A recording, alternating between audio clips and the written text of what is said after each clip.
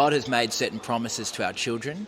Our children are safe in his care, and now we make decisions based on wisdom and prudence, but never based on fear for what can happen in the future.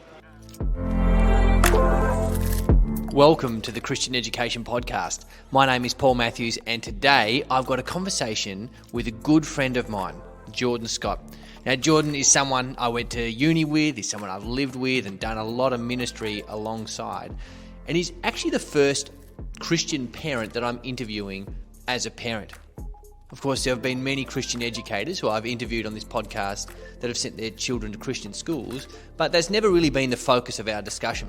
So today, I've brought Jordan on to talk about his decision to partner with a Christian school.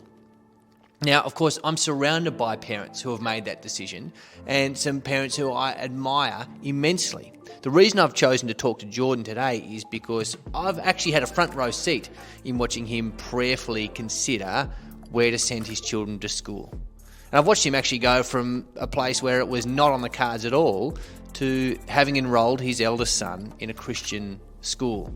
Now, as always, I pray that this discussion is edifying to everyone who hears it, that you're all upbuilt and uplifted. But I pray especially for you, if you're considering where to send your son or daughter.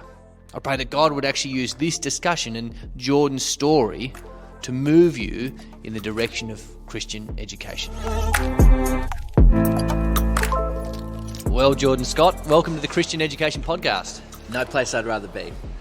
What I want to say to start off with is that I know the Lord is smiling upon you right now. You're a window cleaner and we're in the busy morning slot. And instead of cleaning windows as you normally do, you've met me in a cafe to talk about Christian education. So know that both I and the Lord are very pleased with you, Jordan. It's a pleasure. Now, I have in some ways anticipated my first question, but tell us about what you do with yourself. So I run a window cleaning business around Hobart and the surrounding suburbs. That's pretty much it. Other than that, I try and stay engaged in ministry. I go to Hope Christian Centre and minister in Glenorchy, in and around there. Would you believe me if I told you that the Christian Education Podcast from the inception was merely a vehicle to promote all clear window cleaning? I would not imagine that you were that benevolent, no. Or that forward planning. So the reason I've got you here is because you're a parent in a Christian school. So we've had a bunch of educators on the podcast. Next season, I've actually organised to have a few students on the podcast, but yet to have a parent. So you're the very first parent. So I tell you, Geordie, that's got to feel good. It's an honour. You did tell me that you'd had a lot of heavy hitters on the podcast and you needed something lighter. And so I'm happy to be all things to all men this morning. I needed someone with way less expertise. If all that expertise was weighing Everyone us down. was overqualified on this thing. Yeah. Well, the thing about it is, having an education podcast and talking only to educators would be a mistake because it's kind of one leg of the three-legged stool. Traditionally in Christian education, we've understood it's the school, it's also the family and the church that all work together to form the son or daughter.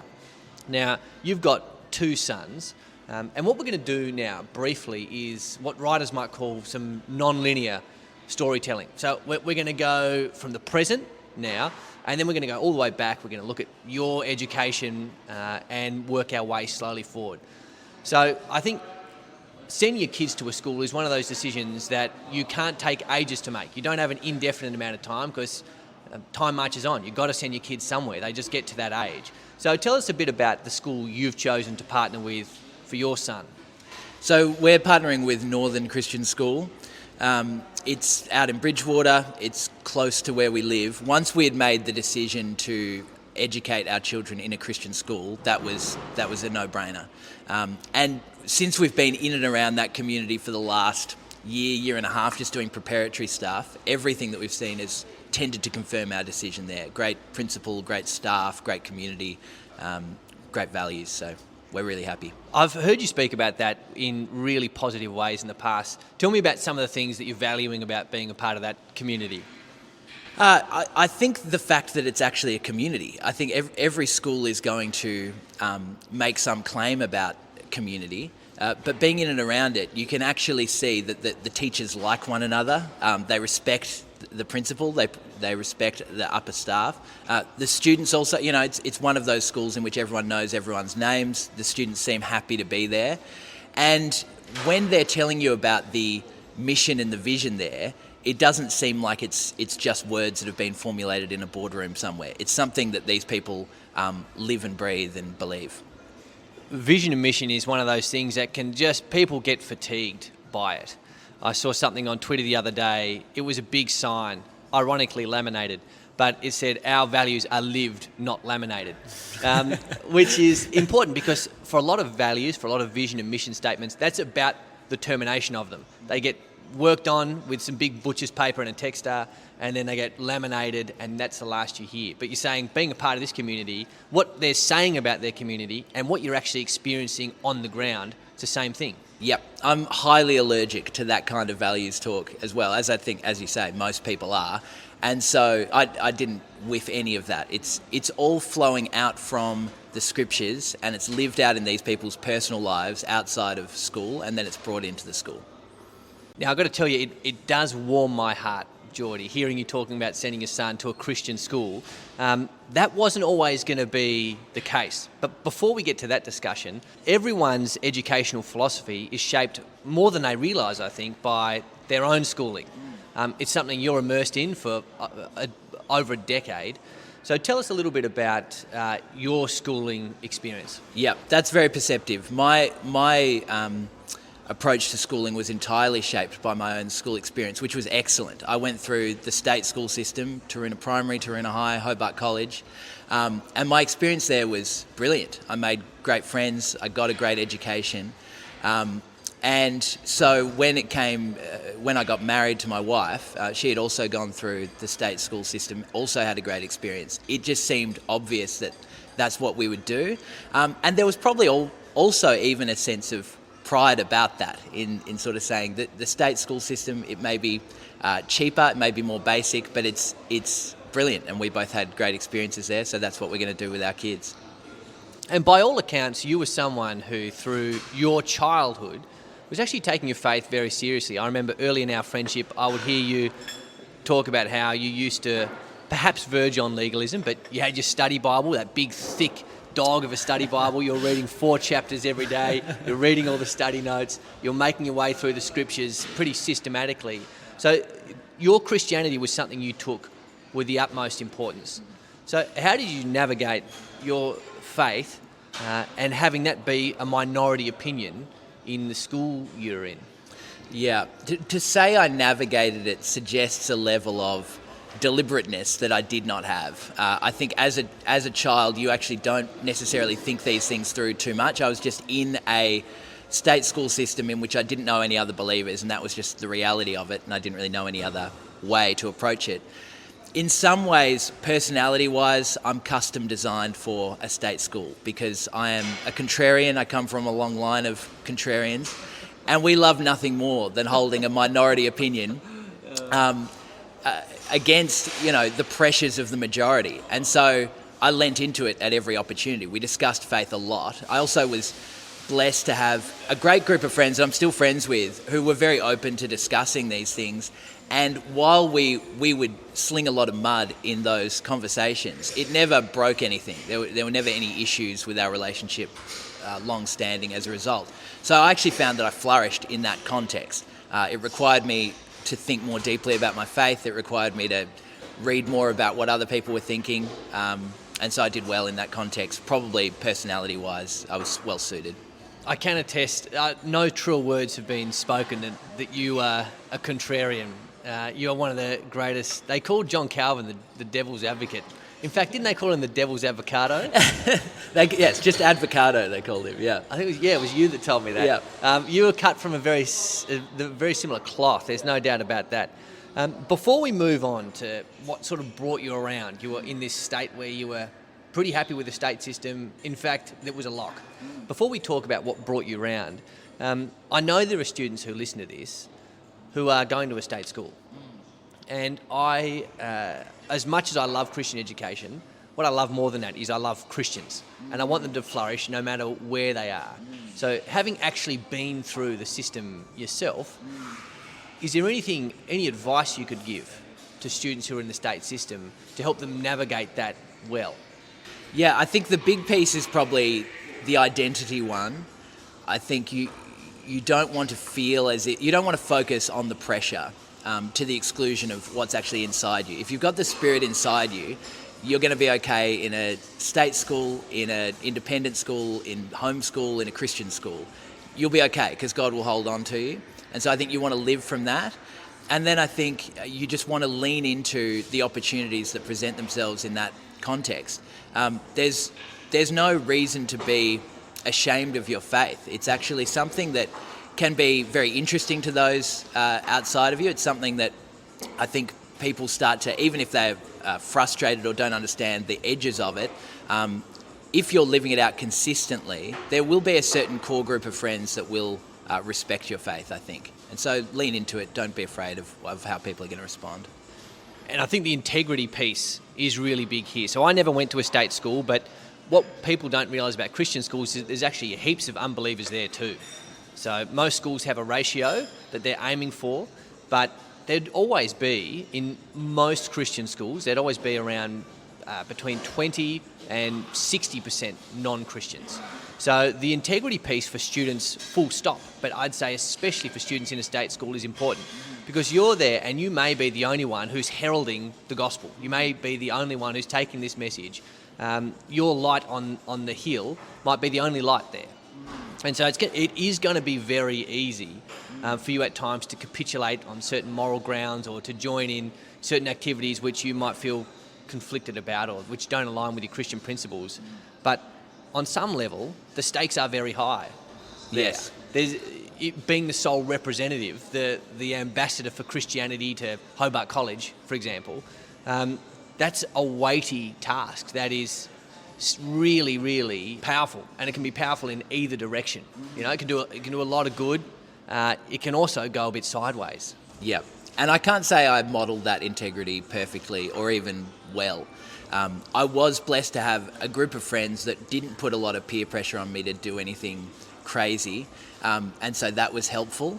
But yeah, I think that's right. Taking the responsibility seriously is worthwhile, putting a lot of prayer into it, but also recognising that, again, by God's grace, through our imperfections, he continues to work. And a big part of my conversion was actually my lack of ability to live up to my faith in that context, as I witnessed my friends, living morally decent lives and myself falling short in certain ways. That actually led me to the grace of God in the context of a non-Christian school, which was a great experience as well. So you've gone through your schooling the whole way through. As we said, you're a part of the government school system. Government schools were a lock for your children, for the next generation of Scots out there. However, somewhere along the line, you've changed your mind and you've decided that for the next generation of Scots, they're going to be educated within a Christian system, which is in some ways quite interesting to me because you're a mature Christian now, or at least you're well on your way. You're working at it. You're entrenched within your local church. You're active in evangelism. So from where you are right now, you can say, well, I'm happy with where I am spiritually. If I reverse engineer this process for the next generation, I'd be more than happy if my son turned out like me. Yeah. If my son is a committed Christian, I'd be more than happy. But you've actually flipped the script a little bit. You've chosen private school over public, Christian school over government school. Yeah. Tell us a little bit about what actually went on to change your mind. Yep. The short answer will be very gratifying to you, and that is that it was pretty much a 15-minute conversation that you and I had on a passage of Scripture that convinced me, got me over the edge with Christian education. There is a longer answer because there are certain attitudes that needed to shift in my own thinking for that conversation to be persuasive. One was theological. So before my first child was born, I decided that I would baptise him. And in that process, my view of where my child stood before the Lord changed a lot. So I came from a context in which there was really a binary. If you profess faith, you're a Christian. If you don't profess faith, you're not a Christian. And therefore, children don't come out professing faith. you shouldn't think of them as Christians. And I internalise that probably more than most. I know people who don't go that far with it, but for me, I said, okay, so my child is a non-Christian unless they declare otherwise. And what could be more natural than sending a non-Christian to a non-Christian school? That makes perfect sense. And I would almost have thought, I did think, that to send my child to a Christian school would be a kind of unfair indoctrination. They're not yet a believer, so why am I surrounding them with all of this belief? So that was the theological piece. And then a couple of attitudes needed to shift as well, just toward parenting in general. The first is something that you picked up on, which is I think a lot of parents can try and basically recapitulate their whole childhood through their child, especially if they've had a good childhood. Some people try and avoid it like the plague. For me, I thought everything went so well for me, I basically just want my children to live my life again. But that's completely outside of my control, I recognised. I could put my children in the same school I went to. I couldn't guarantee that they would have the teachers I would have, the peer group that I had, that they would make the kind of friends that I have. And so really I have to lay aside that desire to micromanage my children. The other is a related sort of attitude, which was just around fear. I think on both sides of this question, fear can play in more than we think. So there are those that will send their children to Christian schools because of fear of what will happen in the state school. They're going to lose their faith. But there's also, and this is spoken about a little less, for those on the other side, there's also fear that can play in. And for me, the fear was, if I send my kids to a Christian school, they're going to be wrapped in cotton wool. They're not going to understand the real world. And what I recognised on that point was that outside of fear of God, fear actually has no place in Christian decision-making whatsoever. And so you've got to lay that aside. And that really got me back to the place where I had a blank slate. Okay, I'm not trying to recapitulate my childhood. I'm not living out of fear. I do see my child as a Christian. Now, what are the principles that will guide me in terms of where I send my child to school? And that prepared me really for the conversation that you and I had. Let's pick up on that Christian school indoctrination thread, because that's a really interesting one. And what it presupposes, right down to the core, is that when you go to a Christian school, you've got a certain set of worldview assumptions. Christ is Lord. He's Lord over everything. History, geography, maths, and the way that we do all those disciplines is shaped by the Lordship of Christ. So it can seem as if we're shoehorning in theology where it doesn't belong. And then on the other hand, you've got a government school, a state school, and they're just teaching the facts, quote unquote. You know, they're just getting on with the business of teaching, and they're not mixing in this metaphysical idea with their teaching. One of the big ideas that won me over to Christian education was you and I were actually at a seminar run by my dad, of all people. He was doing a seminar on Christian education. At the time, he was a CEO of Christian Schools Tasmania. And what he did was he brought out the Melbourne Declaration, which is a really foundational document in Australian educational philosophy. And he was actually just tracing out the different worldview implications within this document. Okay, we want our students to be productive economic citizens. We want their citizenship to be something that benefits the overall Australian GDP. And what he did in the course of that meeting was just convince us that every single approach to education is deeply enmeshed within a certain set of assumptions, a certain set of not argued for but argued from assumptions. So it's not as if you've got some schools which are teaching through a worldview and some schools which are giving the bare naked facts. Actually, no matter where you send your son or daughter, there is a species of doctrine there, and that could be argued is indoctrination. So you come down to this inescapable principle that I've talked about before. It's not a matter of whether, but which. It's not a matter of whether your son or daughter will receive an education through a specific worldview, but which worldview will they be saturated with during their education. Yeah, and I think that's right. And that means that as a parent, you can't abdicate responsibility. You actually have to recognise I'm choosing here between two different options in terms of worldview. That's not to suggest that in any school there's a monolithic worldview. How well the Melbourne Declaration actually filters down to individual teachers, I'm not sure.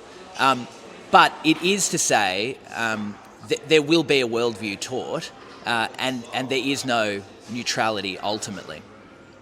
You talked also about not making decisions from fear.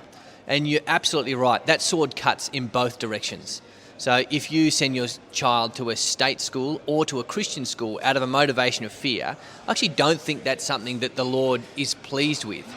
It can become easy for parents to send their kids to a Christian school, and what they're doing is that they don't love what they're running towards, as one pastor has used the metaphor. They don't love what they're running towards. They hate what they're running away from. Yes. And there's a fear there. There's perhaps a lack of trust, a lack of faith that's just not healthy for the Christian. So what you're saying is you ruled out fear when it came to deciding where you were going to send your sons. Yeah, absolutely. I think there was now this is going to be very niche, there was a book title of a book that I never read that was referenced by David Jones in a sermon, a book about infant baptism called Raising Your Children in Faith, Not Fear. And that's essentially the worldview that I embraced and the approach that I embraced with my children. That's not to say I don't wrestle with that at all. I think fear is a very insidious thing that can play in at multiple levels. But ultimately, our orientation as Christian parents should be to recognise God has made certain promises to our children, and our children are safe in His care. And now we make decisions based on wisdom and prudence, but never based on fear for what can happen in the future.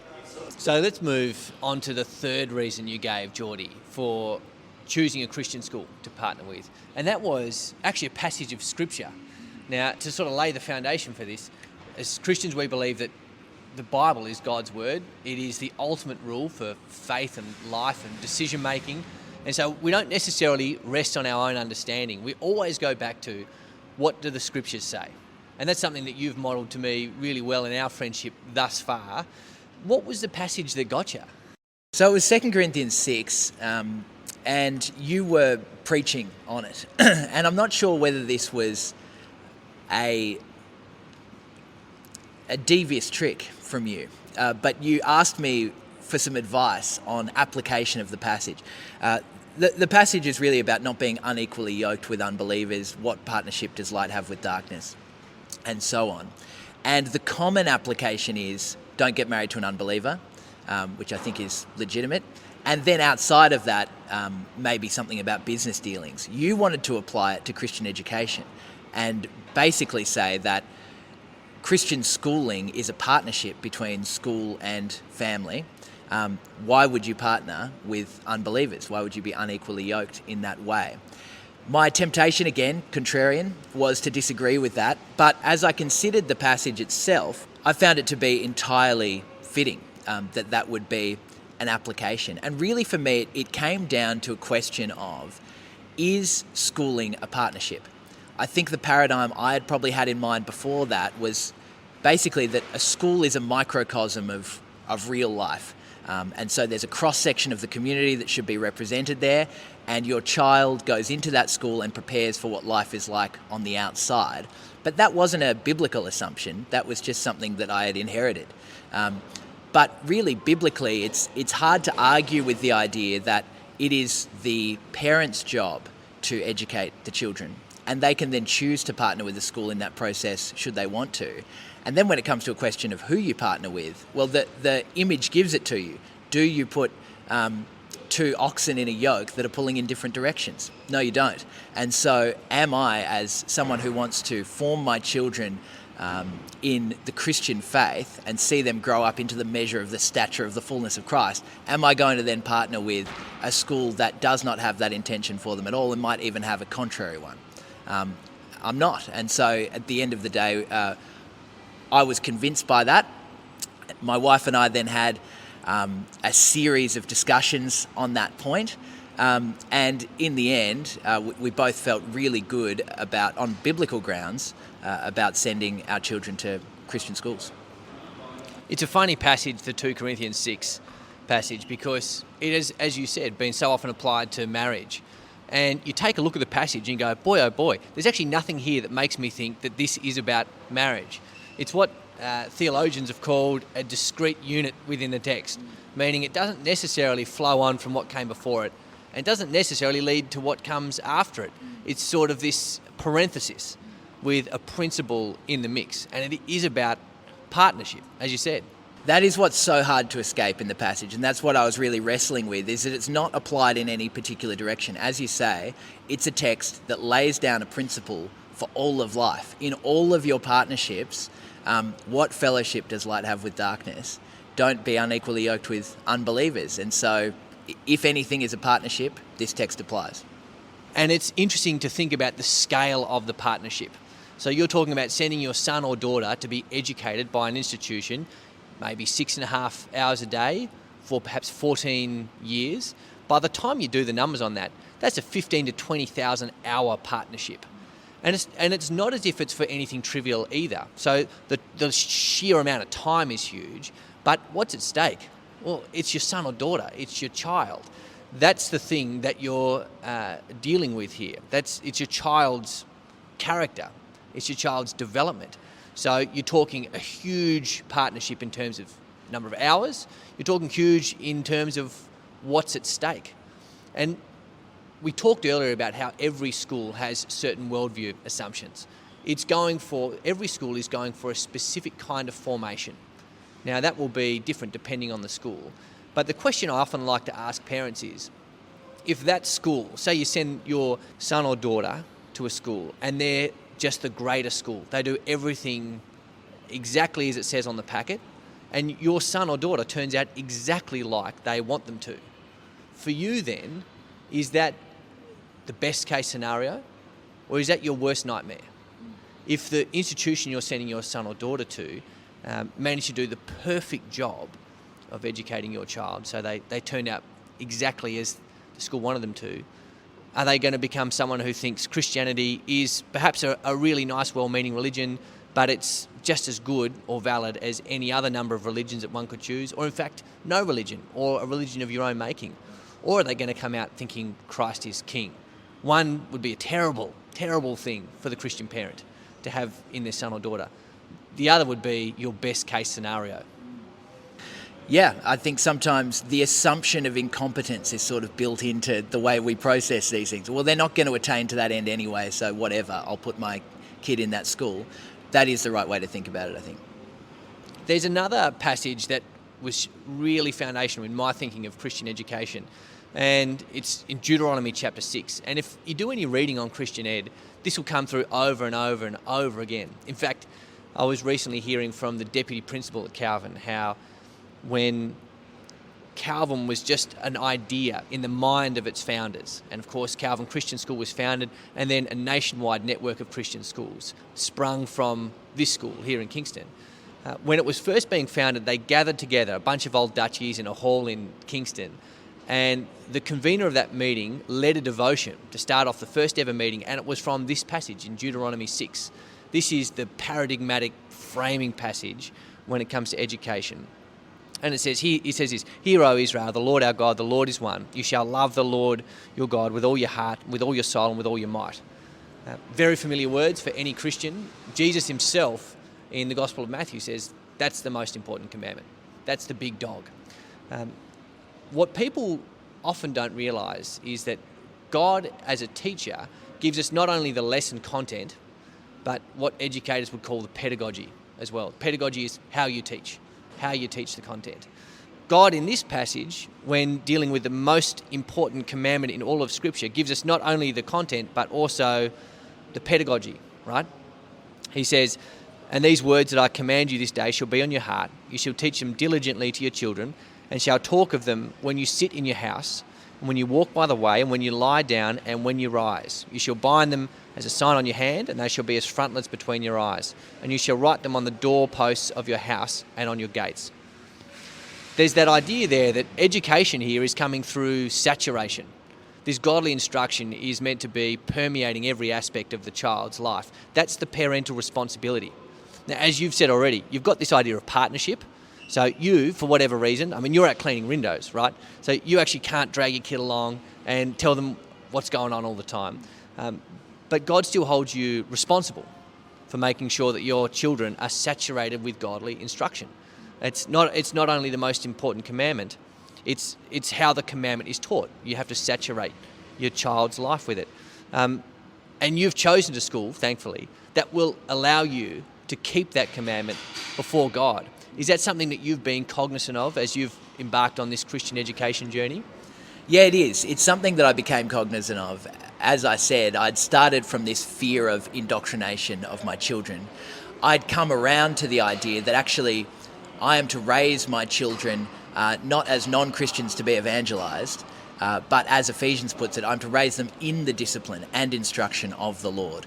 And so when we first did the tour at Northern Christian School, and Bethany, the principal there, was talking about their vision, it fit like a hand in a glove. That they are here to support the parents in their role to raise their children in the Lord. So by God's grace, you've examined the scriptures, and those two high points, the sort of 2 Corinthians 6, Deuteronomy 6, they were big in your decision making. That said, there are many Christians out there who remain utterly unconvinced with Christian schooling. And later on in next season of the podcast, we're going to do a sort of why would you not send your kid to a Christian school? We're going to look at some of the common objections to sending them there. So we don't need to go through them exhaustively now. But what would you say to the parents out there who are currently weighing up the options and not sold in either direction?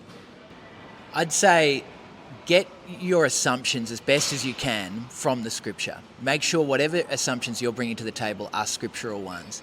I think a lot of people bring in baggage from their own childhood and their own upbringing, good or bad. And really we need to see education like we see any other decision in the Christian faith, which is that the Bible speaks to these things. And we need to lay aside our own experiences and our own assumptions and come to the scriptures afresh on this topic. And so I'd say look at how, for example, the New Testament describes children. Try and embrace the mindset that God has toward your children. And in a sense, a lot then of your decision making will flow from that fountain. But then, as you've pointed out, and this is something that I did not recognize at all before having these sorts of conversations with you, the Bible really speaks to education as well. It talks a lot about it. And the Christian faith is a teaching faith, is an educating faith. And so there are many passages on that, if you're willing to broaden your horizons from the New to the Old Testament especially. And so do a diligent search of the scriptures, and I think that there is enough clarity there to recognize what God would have you do with your own children. Before we wrap up, let me tell you about one of the big paradigm shifts for me in my thinking of Christian education. As I said, my dad's a Christian educator, my brothers are Christian educators. It was just the air I was breathing, but I became a real advocate when I realised this thing, is that education is discipleship. We've talked about this before. It's your duty to disciple your kids, and this is where a lot of Christians, I think, just get caught up in terminology. If they talk about education, it's a sort of morally neutral, anyone can do it business. You talk about discipleship, and all of a sudden, the bar gets raised. All of a sudden, you're going to be pretty selective about who you want discipling your children. But the two are actually one, aren't they? The two are one. Education is discipleship. Discipleship is telling someone about the world and how to live in it. That's really what education is. So the question is not who do I want educating my son and daughters, it's who do I want discipling my children. That's the question. And so a lot of the common objections, they'll be a great witness in their environment, or it's going to cost too much, all these sorts of things. They really start to recede into the background when you ask the big question, who do I want discipling my son or daughter? Right? If I'm not going to do it all the time, someone is. That's inescapable. Who's it going to be? And you've made the decision, actually, my sons are going to be discipled by Christians. And I think once you think about it like that, it's a bit of a no-brainer. It makes perfect sense, yeah. Well, Jordan, it's been absolutely fantastic having the very first parent on the Christian Education Podcast. Thank you for your time, and I wish you all the best as you continue to partner with your school in the discipline and instruction of your sons. It was a pleasure. Thank you, Paul.